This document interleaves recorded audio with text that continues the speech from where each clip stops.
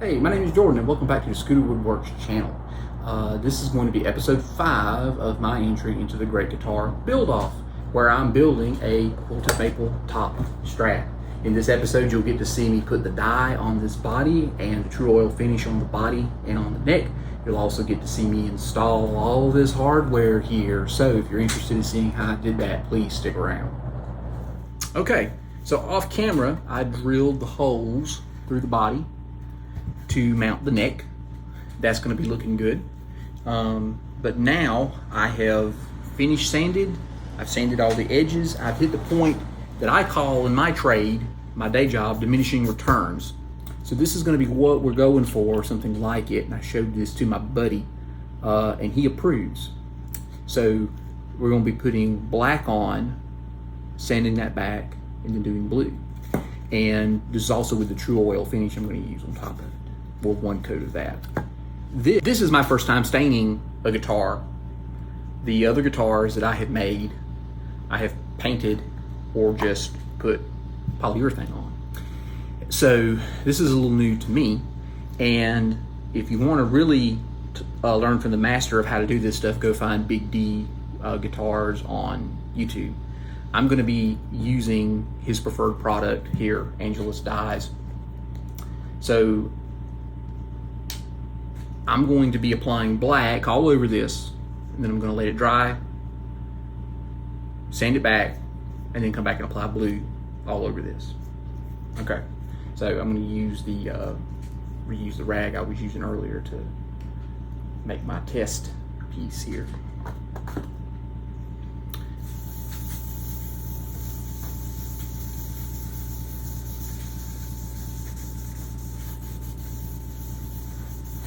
So the purpose of doing something like this is it gets in the grain that is figured in this maple top, which is a little more open than the non-figured or unfigured, lightly figured grain. And so then when you sand it back, then you get a little more color left because it hits what's in the top, not the deeper grain that is the where the figure lives. That might not be the best explanation for it, but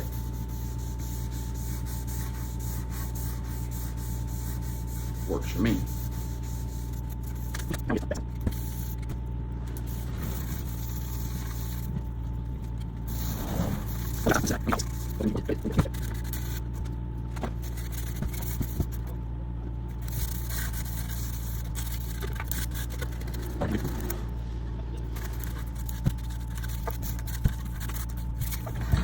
So now we'll go back over the whole thing for a second cut. Whoa, that was a lot of dye.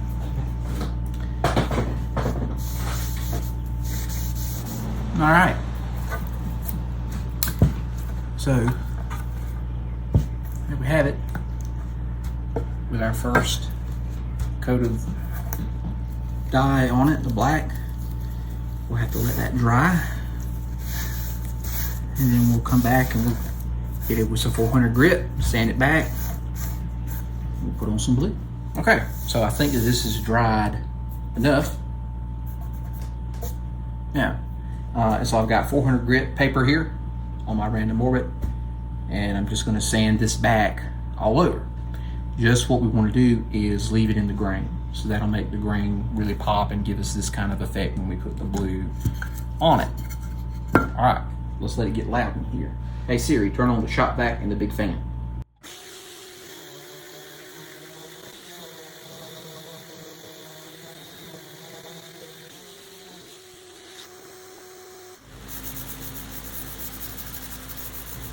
I've got this sanded back.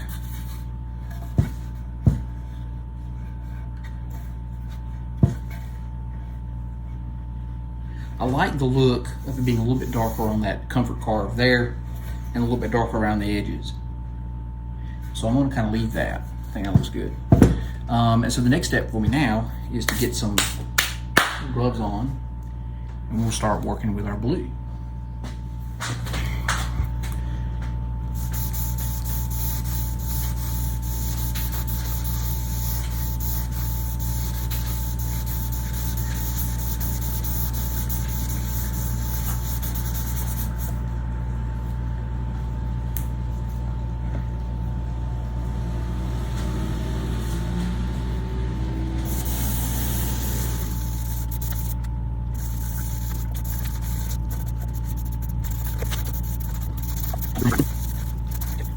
that's good. And we'll leave this guy out here to dry.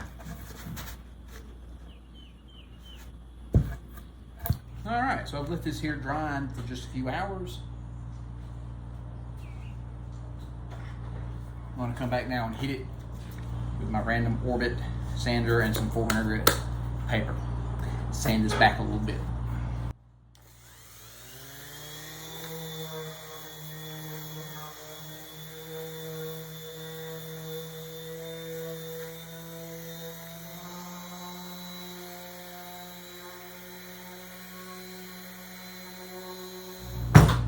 We have it.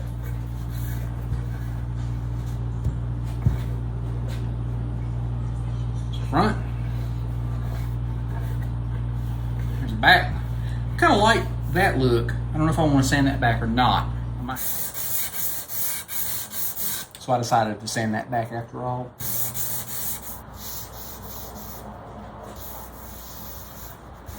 Yeah, that dog will hunt.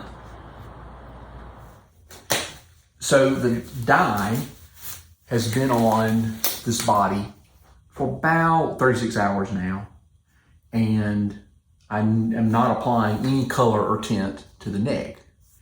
The frets have not been leveled or dressed or anything for this neck either. And normally for the guitars that I have built, I plan a headstock decal of some kind. I've poured a resin carve in there or placed a decal on them. But I talked about this with my buddy for whom I'm building a guitar, and he's very interested in having a clean bird's eye maple look on the headstock. And I should have known, because this is the guy who removes the name badges off of his pickup trucks because he likes the clean look that much. So I should have known that that's what he would have wanted. To his credit, he is working on a pretty fantastic looking laser cut nameplate for neck plate with the logo on it. You know, I'll have to share an image of that if he's able to pull that off. At any rate, we're ready for finish. And for finishing this guitar, I'm going to use Tru-Oil. This neck, I'm just going to do the fretboard and the back of the neck, the whole surface of the neck with the Tru-Oil, because the frets, like I said, they haven't been leveled and dressed. And so I know that there is varnish in this that will build up on the frets, but I'm okay with that. I'll be able to take that out, I'm pretty sure, when I am doing the fret job and doing the fret work on this. Start rubbing it in.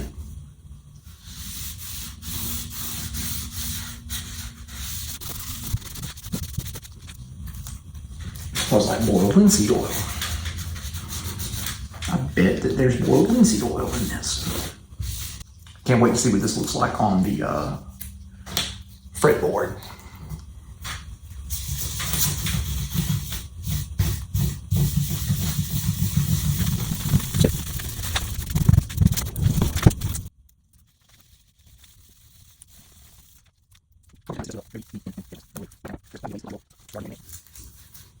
Okay, that's the first coat on that.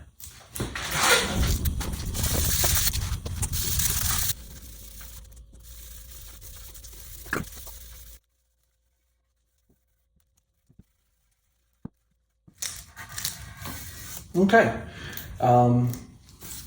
so now we let it dry a couple hours, and then we come back and apply more coats for both the body and the neck. All right, it's been 2 hours. We're back with coat number 2.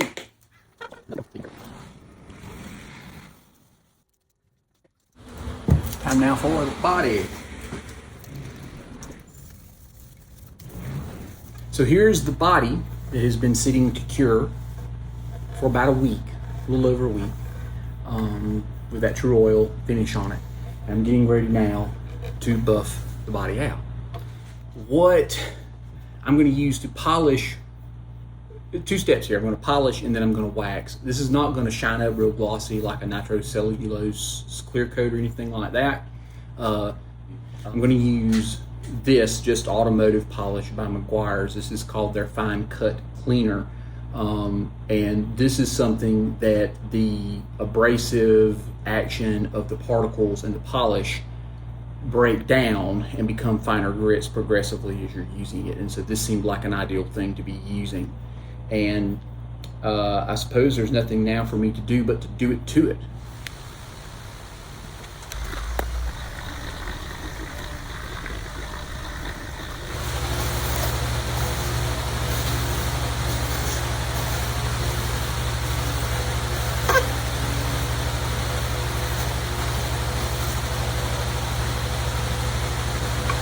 I think that's doing nice.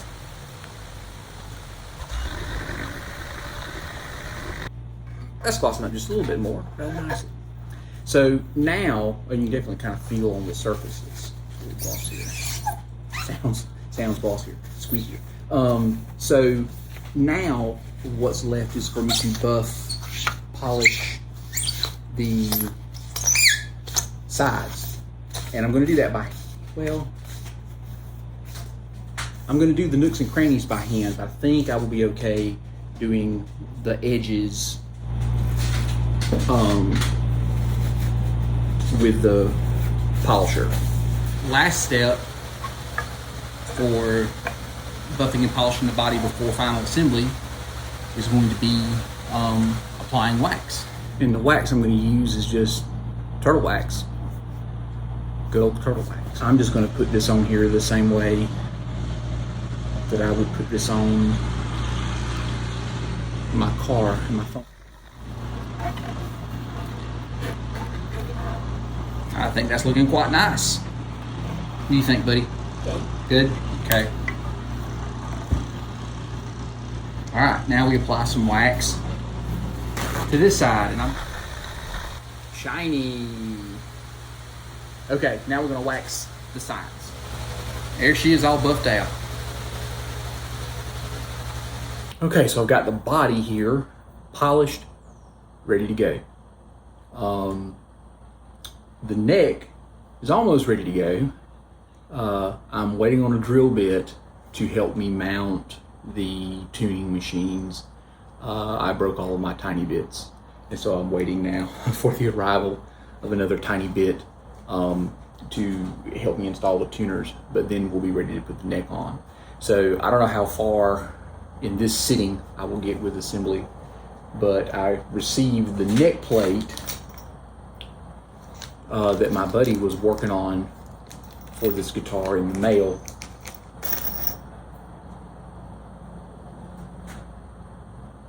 And it is very nice.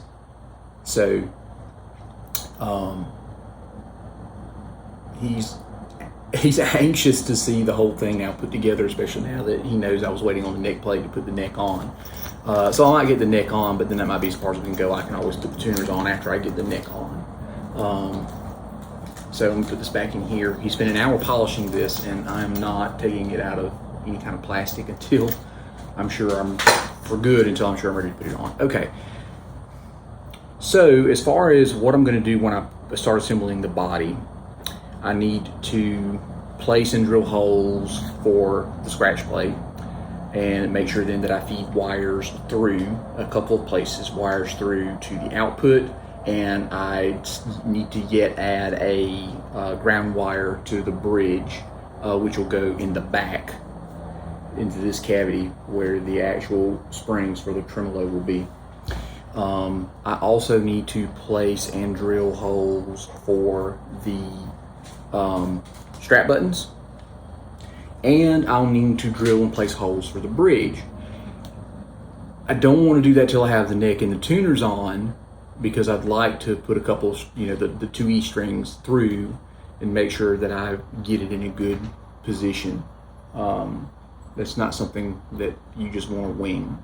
So I'm going to get started working on it here, and let's just kind of see how far I can get with it and what order of operations will wind up going in. So what you observe me doing here is trying to find the appropriate drill bit for the diameter of the screws that hold the strap buttons in. What you can do is you can hold the two up, hold the screw behind the drill bit, And if you see the threads poking out, then that's a good size. You don't want a drill bit that is the same diameter as the threads, because the threads have nothing to bite into. So after choosing that bit, drill the holes and then screw the strap buttons in. After I got that done, the next step was to do a little bit more soldering on the scratch plate. I had to add a ground from the back of the volume pot that would go to the bridge in the trim cavity on the back. And that gets soldered to the claw that the springs connect to. Then once I was done with that, it was time to put it in the body and then place the holes that I would drill that would hold that scratch plate on. Using the trick where you put some masking tape on your drill bit so you know how deep you need to go. Nothing worse than drilling all the way through a body after you've worked really hard on it. And then after that, put a little wax on the screws and put the scratch plate in. Next plate is the jack cup. Got to get that in, so I put that in, marked the holes, drilled them, and then I had to solder the jack to the two outputs coming from volume pot, or the ground, and then the red output. Then once those are soldered, that can be screwed in. Then I flipped the guitar body over and put in that trim claw and soldered that ground to it. That can be a little finicky since it takes a long time for that claw to heat up. It's a big piece of metal compared to strings. And then after that, it was ready to put the neck on it.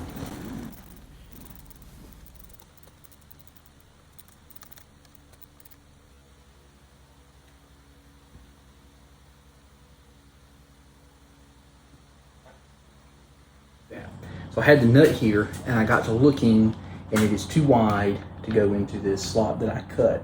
I could get my calipers and measure, but if I get my little tiny ruler that marks 30 seconds, and this nut is exactly a 1/4 of an inch wide, and the slot that I have is 7/64. So I've got to shave off 64, 1/64 of an inch off the width of this nut. That'd be easier than trying to widen that slot. And so how I'm going to do that is I have a flat stone here. It's a granite piece. It's a sample. And what I'm going to do is take this piece of 400 grit sandpaper, and I'm going to make sure I know which side is the side I want to take some material off of, and that's going to be the back, because the front is where the strings are going to pass over, and so that would affect things like intonation, scale length, etc. So I'm going to work off of the back here. I'm going to turn my fan back on because it's hot and humid in my garage.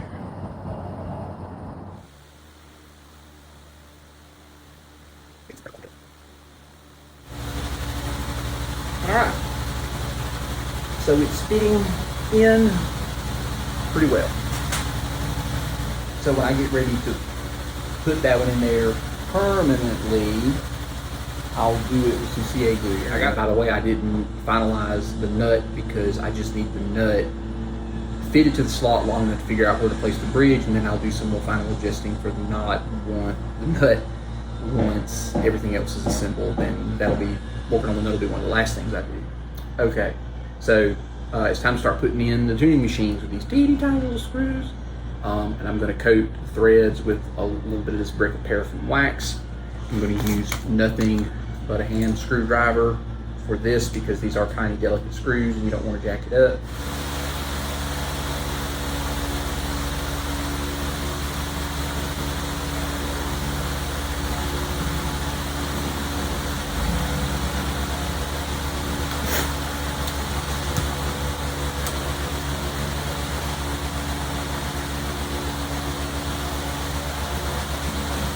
All right, there we go. So the next step for me now is going to be needing to locate the bridge, and I'm going to do that by putting some strings on and also making sure that my scale length measures out the way that my scale length should measure out. So I'll make sure that I don't have any stray screws or tools or anything here on my soft work towel. Lay this down here.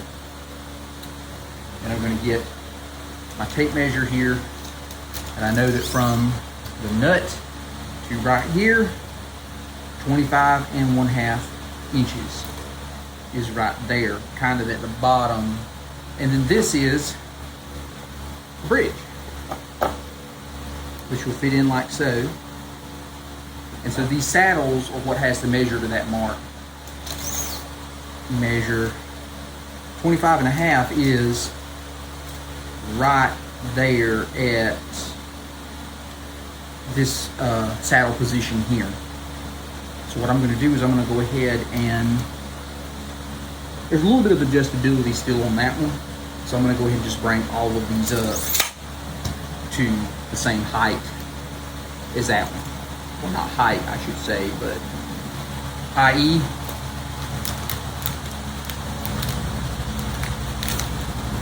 low E.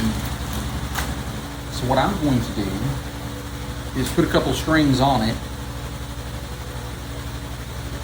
And I won't be able to get them to full tension. But what I will be able to do is use them to make sure, as they're going across the nut up here, that I've got the bridge lined up the best that I can.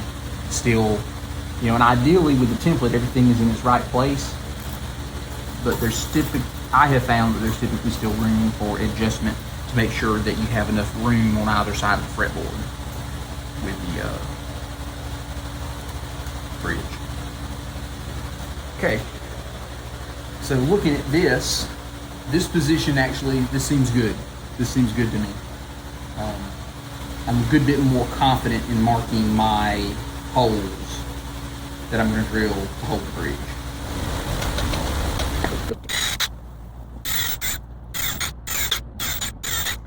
So Fender actually has a really good video about how you set this up. I've found, because this is my first Strat build.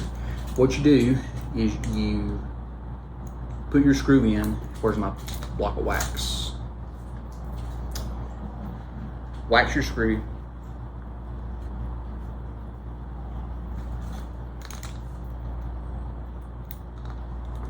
Put your screw in and begin advancing it. Advance it in.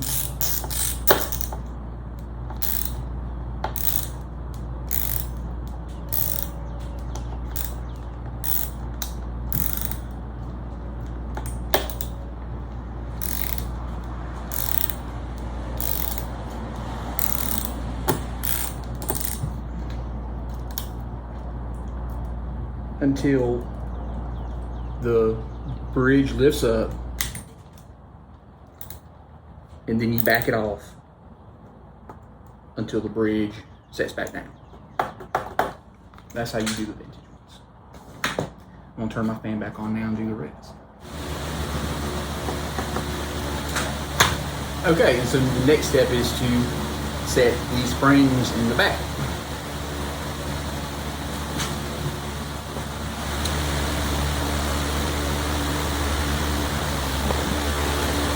There we go.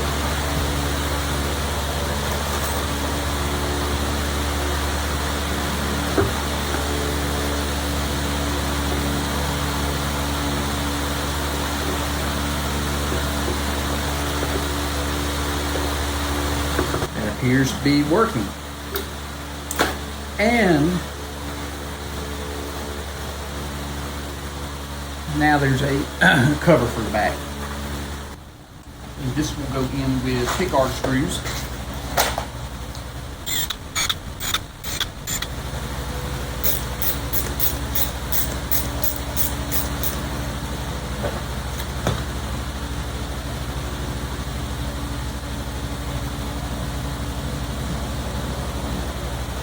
So with the assembly pretty much done and just putting strings and string trees on and adjusting everything and finalizing light nut depth and all that stuff, that's all the fiddly bits that would just be really boring to watch me do, and I am just not going to film myself doing it. So that's going to wrap it up for this episode, I'll share some pictures of the assembled thing with strings on it.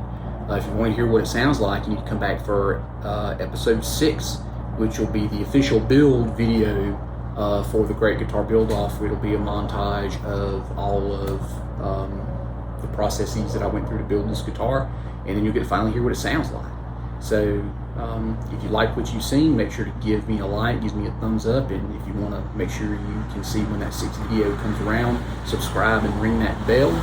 I hope you had as much fun watching this as I'm having fun building this guitar. So y'all take care. See you in the next one.